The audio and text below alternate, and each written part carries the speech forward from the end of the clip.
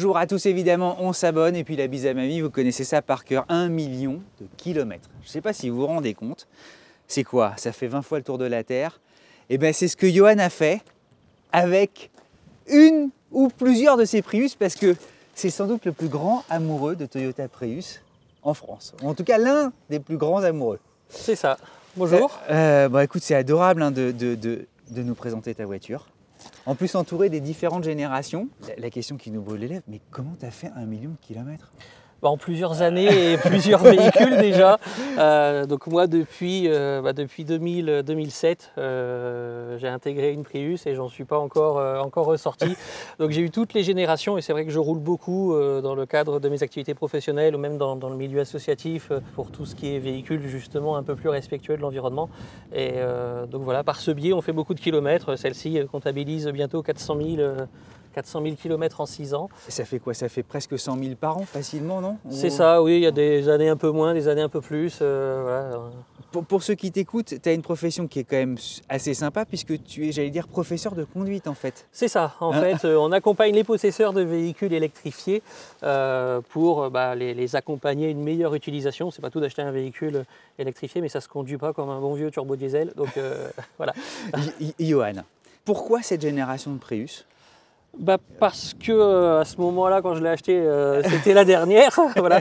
Et parce que non, elle est quand même super efficace. On est très au point. Chaque nouvelle génération apporte son lot d'améliorations, que ce soit en sécurité, en confort et bien entendu en sobriété. Ça reste des véhicules qui consomment très peu, qui sont très fiables. Donc mon choix vers la Prius s'est porté pour ça. Celle-ci est quasiment, j'allais dire, la plus dessinée des 5 générations qui nous entourent, notamment dans ses phares. Est-ce qu'il y a des aspects justement design, avant qu'on reparle de technique, qui toi te sautent aux yeux et te frappent? Il y a des choses un peu frappantes dans son look. On sent qu'elle n'est pas dessinée pour être une voiture jolie ou moche ou autre. Elle a été dessinée pour... C'est un gros débat, hein. Tout le monde dit ouais, elles sont toujours particulières pour être gentilles. C'est bien ça. Donc on ne dit pas qu'elle est belle ou moche, on dit qu'elle est efficace. Donc elle a été dessinée pour être efficace et ça lui va très bien. Et donc une des premières choses qui choque parfois, c'est ce capot. Hein. On voit que ça devient plat très vite, même sur les anciennes générations, c'était pas comme ça. En fait, on sent bien que pour le vent, en fait, ça lui permet après de glisser sur le haut de la voiture et d'avoir moins de résistance. Donc c'est tout des petites choses comme ça. Elle a une aéro extraordinaire. Qui est très efficace, oui. On est sous les 0,25 déjà, non? C'est ça, ouais. On est si j'ai bonne mémoire, on est ou un 0,20, 0,21, ouais. Ouais, c'est énorme. Oh, on a des CX qui sont vraiment très faibles. Faudrait regarder. Pardon, tu vois, moi non, c'est dingue. Sous son capot, seulement 122 chevaux. C'est déjà honorable. Mais seulement 122 chevaux. Seulement 122, mais avec une transmission plutôt électrique. On a un moteur électrique de traction, donc il y a beaucoup plus de couple. Donc malgré 122 chevaux, on a quelque chose d'assez efficace. Si on prend l'ancienne génération qui développait 136 chevaux, on pourrait croire que c'est plus puissant. Ouais, si on fait un départ arrêté entre les deux, celle-ci sera devant parce qu'elle a plus de potentiel électrique. Donc voilà. Et alors derrière, c'est aussi très dessiné. Oui, avec un côté vraiment... pointu pour éviter les tourbillons d'air qui ralentissent un peu la voiture. Donc on a encore une fois privilégié quelque chose d'efficace. Mais oui, des feux quand ils sont allumés qui sont très originaux. Johan, tu tires parfois une caravane? Alors je tire pas une caravane, mais un porte-vélo, mais elle pourrait tracter une petite remorque. Voilà, mais ça, cette génération-là ne tractait pas encore. On peut tracter 600, 700 kg, mais pas. Et puis elle adoptait aussi le logo, tu sais, bleuté. C'est ça. Et ici, on devine la caméra de recul. Qui était installée ici, je crois, non? Elle est juste là. Ah oui, c'est là, pardon, excuse-moi, je sais pas pourquoi, pardon, c'est moi qui devient un peu fou. Et puis effectivement, des dessins de feu où les LED déjà pouvaient être quand dessinés, elles sont allumées, on les reconnaît de loin dans la nuit, on sait qu'on se rapproche d'une Prius quand ces feux sont allumés. Tu la voulais blanche? Je la voulais blanche, je trouve que ce blanc nacré lui donne... il est nacré et tout ça, ouais. Et bien sûr. Il y a un effet coquillage. Oui, là, comme elle a un peu 400 000 km, elle est un peu passée, mais neuf dans le showroom, ça brillait bien. Parce que quand tu dis 400 000, c'est comme c'est vrai, 400 000 km. Mais pourtant, hormis je veux dire, quelques petites choses d'usure habituelles, elle valait combien à l'époque? Si j'ai bonne mémoire, 36 ou 37 000 euros, quelque chose. J'ai dû la payer à ce prix-là. Et là, elle a quel âge alors, là, aujourd'hui? Tu l'as eu, c'était le premier millésime de l'année? Elle est de 2017, donc là, elle aura 7 ans cette année. Et c'est amusant parce que ces physiques tout à fait particuliers, en fait, vieillissent plutôt pas mal, ils sont tellement modernes. Bah ça, et puis moi, ce qui m'a vraiment convaincu en ayant les premières générations, c'est sa fiabilité. Je roule beaucoup, et du coup, sur 400 000 km, et même sur 1 million de kilomètres avec mes multiples Prius, j'ai pas eu beaucoup de panne. J'ai eu une fois une sonde température, j'ai eu une sonde Banda.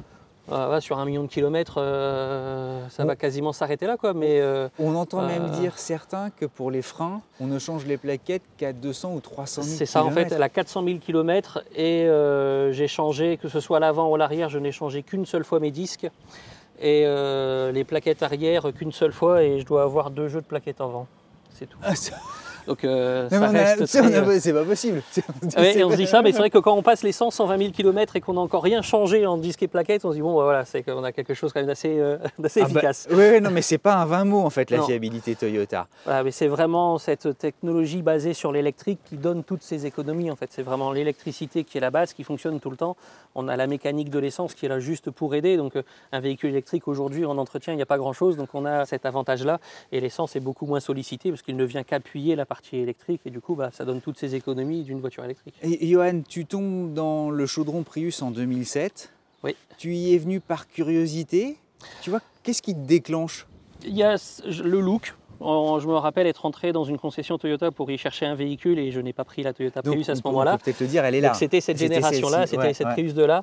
Et en fait, je voulais une boîte automatique. Je suis reparti avec un véhicule à boîte automatique classique en 2007 mais il y avait cette Prius. Le souhait, c'était une boîte auto, point. C'est ça, voilà. Et donc, je suis reparti avec une boîte auto, mais voilà, j'ai vu cette Prius et ça m'a quand même un peu travaillé. Donc, c'est là où j'ai fait la connaissance de l'association qui défend ce type de véhicule. Je me suis renseigné et quand j'ai vu qu'on pouvait se déplacer d'un point A à un point B en consommant moins qu'un scooter, j'ai pris ça pour un jeu. Ça m'a vraiment amusé. Donc, je suis retourné en concession quelques mois après. Ils m'ont repris ma voiture. J'ai acheté la Prius qui était dans le showroom.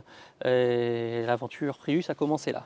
C'est une jolie histoire. C'est un jeu en fait. Et depuis, tu n'en es jamais sorti. Non, et puis c'est vraiment amusant sur certains parcours quand on peut descendre en dessous des 3 litres au 100. Enfin voilà, c'est des consommations qui sont quand même super faibles. On est sur un véhicule où on peut être 5 dedans. On consomme ce que peut consommer certains scooters, sauf qu'on n'est pas à 5 sur un scooter. Donc voilà, elle apporte quand même beaucoup d'agréments et pour des entretiens, des pannes qui sont très très rares. Ouais, tu nous emmènes faire un tour? On peut faire ça. Et tu vas nous montrer comment il faut conduire une Prius.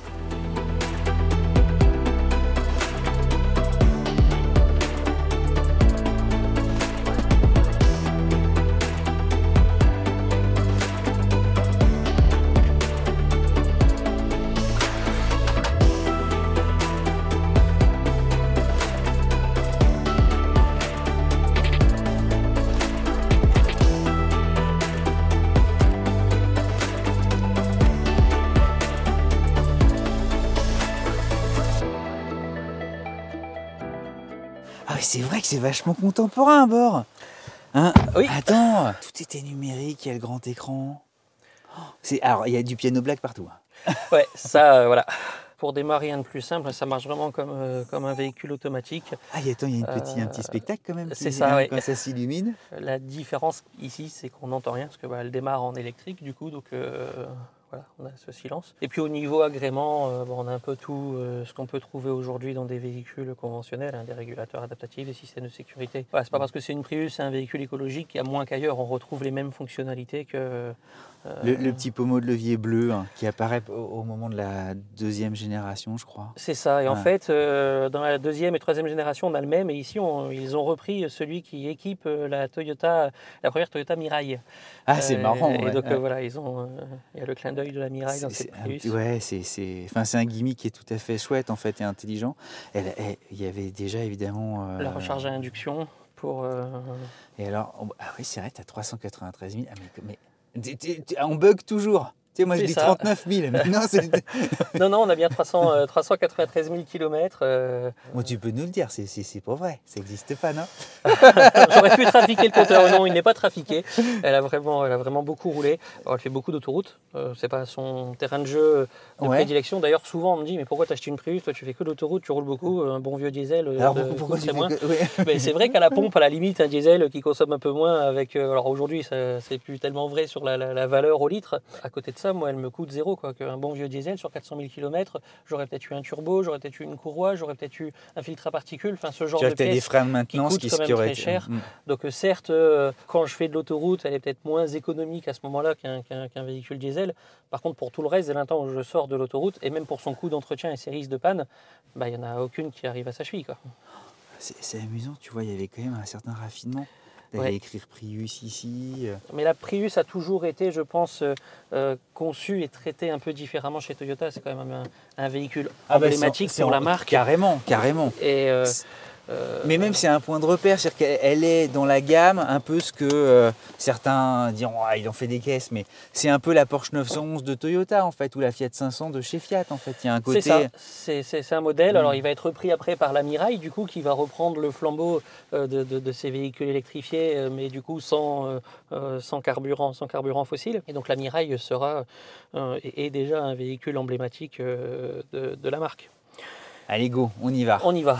Cette génération-là, elle avait déjà en mode, j'allais dire 100% électrique. Elle pouvait déjà faire quoi, 1 km On est sur 1 ou 2 km. Et encore que si on prend maintenant l'Alpe d'Huez et qu'on est au sommet, on va faire les 30 km de descente en tout électrique. En fait, ça va dépendre. Voilà, je me suis amusé une fois à faire un petit parcours assez original où le dénivelé était vraiment négatif. Je me suis retrouvé à faire 123 km avec une consommation moyenne de 0,3 litres au 100.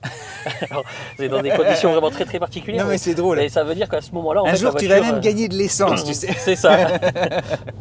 Et qu'est-ce qui te plaît alors justement dans cette conduite hyper détendue? C'est le côté relax, Alors le silence joue beaucoup. C'est sûr que quand on a des journées comme aujourd'hui, on peut rouler la fenêtre ouverte, on n'a pas le bruit du moteur tout le temps, donc on est sur des routes à faible vitesse, ça joue beaucoup. J'aime aussi le fait qu'il y ait moins de vibrations, parce que quand le thermique est coupé, du coup dans le volant, c'est quand même beaucoup moins agressif à la conduite. Et après on dit conduite douce. Salé sans... Enfin, on se traîne pas en fait, c'est un véhicule... Il y a un côté même, cool rapide en fait. C'est ça, c'est que si on a besoin de se lancer, la voiture va se lancer. Alors on n'aura pas les mêmes sensations que sur un véhicule classique parce que comme il n'y a pas de boîte de vitesse, on n'a pas d'à-coups, donc on n'a pas la sensation d'être tiré. On a quelque chose de linéaire. Et pour moi, ça amène en confort parce qu'on n'est pas secoué à chaque vitesse. Beaucoup disent qu'il y a un côté, un effet un peu mobilette, c'est-à-dire C'est ça, alors c'est typiquement ça, on a un genre de variateur qui fonctionne, donc mobilette, scooter, ça fonctionne plus ou moins de la même manière. Son surnom à l'époque pour la communauté des gens qui roulent en Prius sont des Priusiens, donc il y a une vraie communauté. Ah c'est ça, on dit des Prius. C'est un Priusien. Et en fait à l'époque, certains magazines le surnommaient le tapis volant. Parce que les véhicules électriques n'étaient pas du tout connus, n'existaient pas, donc c'était très silencieux. Et le fait que ça glisse un peu comme ça, sans bruit, il passait voir un tapis volant sur les routes. Écoute, c'est vrai c'est vachement bien posé en plus pour une voiture de... Oui, elle a une très bonne tenue de route quand on prend des routes un peu plus de campagne, même si on veut s'amuser. Alors elle est pas faite pour ça. Quand on achète ce type de véhicule, c'est bien entendu pour essayer d'optimiser au maximum notre conduite et notre consommation, mais ça ne veut pas forcément dire rouler à 30 km/h en ville. Si sur autoroute à 130, je suis à 130 au régulateur. Enfin, voilà, il n'y a pas de question en soi à se poser. Et en fonction de mes trajets, alors elle fait beaucoup d'autoroutes, donc on est à 5 litres au 100 depuis 393 320 km. Ce qui reste une consommation quand même raisonnable. Mais c'est vrai que Non mais moi je bug tout le temps. Alors ça peut paraître élevé pour une Prius, mais oui, moi 80% de mon temps je suis sur autoroute et je suis à 130 au régulateur, donc je ne cherche pas l'économie. Par contre sur des trajets comme on peut faire ici quand je fais de la ville ou autre, je tourne en moyenne entre 3,8 litres et 4,2 litres sans trop faire attention. Ouais, il y a un petit peu cet effet toujours d'entraînement du moteur, comme c'est très silencieux. Lorsque les cylindres se mettent en action, effectivement, on les entend. On les entend. Alors, beaucoup voient ça comme un inconvénient. Alors, ça peut être un inconvénient sonore, on l'entend. Alors après, elle est tellement silencieuse que dès qu'elle fait du bruit, on a la sensation qu'elle en fait plus. Ce phénomène-là est lié au fait que le thermique, il n'est pas relié physiquement tout de suite à la roue, en fait. Pas comme une boîte de vitesse où le régime va augmenter en même temps que la vitesse et on passera la seconde si on est trop en régime. Ici, le moteur est un peu plus libre, si on peut schématiser un peu. Et en fait, il va calculer le régime à appliquer en fonction de la puissance qu'on a besoin. Donc, plus on va appuyer fort, plus le régime va monter dans les tours. Maintenant, même si je me mets au pied au plancher, il va être à 4008. à 4800 tours minute, il ne fait pas plus de bruit qu'une autre voiture qui est à 4800 tours minute. Donc cet inconvénient sonore est en fait un avantage parce que le véhicule va pouvoir calculer vraiment merci de faire cette précisément pédagogie, ouais. le régime moteur et donc l'injection qu'il doit mettre. Et c'est pour ça que le thermique consomme moins qu'ailleurs, c'est que s'il a besoin d'être à 2212 tours minute, il sera à 2212 tours minute, point. En prise en troisième. Non, j'apprends un truc, bien sûr. Et donc c'est comme ça que ça fonctionne en fait. L'autonomie maximum que tu réussis à faire. Alors quand je fais beaucoup d'autoroutes, je vais tourner à 700-800 bornes. Par contre, j'ai dans l'idée de m'amuser, du coup, c'est déjà très bien avec juste 44 litres, c'est quand même pas mal. C'est un petit réservoir. Et par contre, quand on s'amuse à faire de l'éco-conduite, qu'on est plus en ville et en campagne, on peut passer les 1000 km assez facilement. Mon record étant de 1223 km avec un seul plein, j'avais une consommation de 2,8 litres. Wow. Et le record absolu, il y a des mecs qui sont tombés sous les 2 litres ou pas? Alors oui, en Chine, mais ou au Japon, je sais plus. Mais il n'y a que des descentes. Non, c'était sur circuit. En fait, ils ont tourné en rond, voilà, une vitesse très faible, voilà. Donc du coup, oui. Mais sinon, il y avait eu un record, en Europe. Je crois qu'il avait fait 1600 km. Il était autour d'1,9 litre, quelque chose comme ça. En consommation. Dites-nous, il y a beaucoup d'amoureux de Prius évidemment, quelles sont vous les distances que vous avez réussi à franchir. Quel conseil tu donnes à quelqu'un qui vient d'acquérir sa Prius pour bien conduire? C'est quoi? Alors surtout, oubliez les phrases toutes faites du style l'éco-conduite, c'est accélérer doucement, c'est rouler doucement, ce genre de choses. D'autant qu'avec le bruit, c'est ce que j'aurais dit. Voilà, puis d'autant qu'avec le bruit du moteur, on hésite à appuyer parce qu'on se dit soit il a mal, soit il consomme. Faut pas aller vite, quoi. Alors qu'au final, voilà, l'accélération elle doit être plutôt franche. Au contraire, il vaut mieux surconsommer un petit peu, mais pas longtemps, que sous-consommer longtemps. En fait, il accélère doucement. On consomme moins en instantané, mais on met beaucoup plus de temps à atteindre la vitesse. Et on est très peu longtemps à vitesse régulière là où on sera en électrique. Donc il vaut mieux utiliser l'essence rapidement, tout de suite, pour vite passer après à vitesse régulière où le véhicule va repasser en électrique parce qu'il n'aura plus besoin d'essence. Il faut vraiment voir le moteur essence comme une aide. On est sur une voiture qui est plutôt électrique, qui est aidée par un moteur essence. On va utiliser le moteur essence quand on a besoin d'aide. Et là on peut faire la comparaison avec un vélo électrique. Le vélo électrique, on pédale tout le temps, et on a notre petit moteur électrique qui va venir aider quand ça monte ou quand on se lance. Lui, il y a le moteur électrique qui pédale tout le temps, et il a son petit moteur essence qui va venir aider quand ça monte. Et voilà, il faut essayer d'utiliser la partie électrique dans le même esprit. Est-ce que j'ai besoin d'aide? Est-ce que ça monte? Est-ce que je suis en train d'accélérer? Non, je reste en électrique, j'ai pas besoin d'aller chercher l'essence. Attends, moi j'ai appris, alors là c'est fou. Non mais... Il faut accélérer fort maintenant. Alors fort, entendons-nous. Ça quand même. Bon, écoute, merci beaucoup. Et puis on va sortir tranquillement, puis on fait une petite conclusion ensemble. Ok.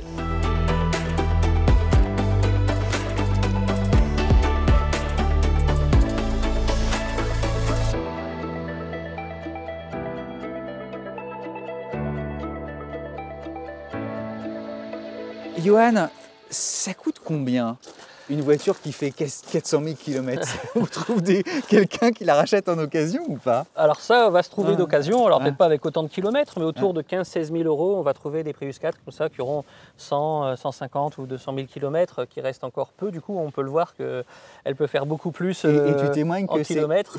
Elles sont à peine rodées à 150 000. C'est ça, voilà. J'ai le projet de l'emmener au million, donc on pourra se revoir dans quelques années, mais voilà, elle aura passé le million. Tu nous tiens au courant?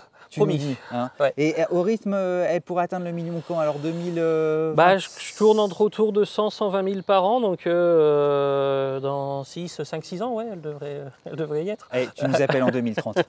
Donc la troisième génération... Est-ce qu'il y en a qui tout à coup ont plus de valeur que d'autres? Alors plus de valeur, oui, parce qu'elles sont plus récentes en fait. Donc une Prius 3, on va trouver ça encore aujourd'hui autour des 10, 12, 13 000 euros. Pareil, entre 100 200 000 km, ça va dépendre des modèles. La deuxième génération, ça devient de plus en plus compliqué à trouver à moins de 200 000 km parce que les dernières sont sorties en 2009, donc elles commencent à avoir donc ça roule un certain beaucoup, âge. Ouais. Voilà.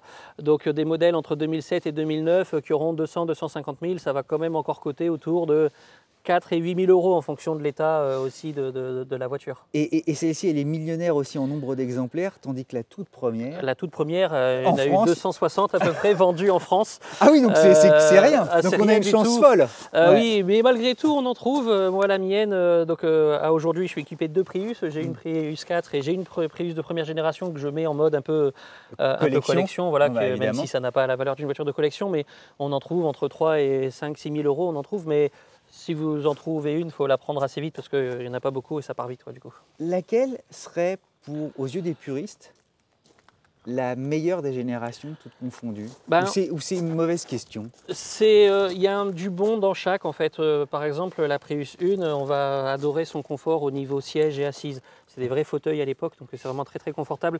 Pour les puristes, les 2 Prius, les 2 générations qui sont vraiment très joueuses, donc très joueuses dans le sens où on peut vraiment faire des choses en consommation qui sont très efficaces, ce sera la 2 et la 4. Ta prochaine, c'est la jaune prochaine, qui est là. Ça dans la jaune, je repartirai avec tout à l'heure, ils ne le savent pas encore. Mais... Johan, mille merci. Et évidemment, on prend de tes nouvelles. Oui, on prend rendez-vous, puis on se voit dans quelques années. En route vers le million, ça fera 2 millions de kilomètres, dis donc. Si on calcule. Du coup, 1 600 000, un peu plus. Voilà, je suis là un peu plus d'1 million. Et quand j'aurai fait 600 000 de plus, ouais, j'approcherai des 2 millions en Toyota Prius. Et puis CES, c'est le nom de ton entreprise? C'est le nom de mon entreprise qui accompagne les propriétaires de ce type de véhicule. À tous. La bise à mamie, abonnez-vous. Et puis si, comme Johan, vous avez envie de nous présenter votre voiture, elles sont toutes les bienvenues. Toutes ont une jolie histoire. On compte sur vous. À très vite.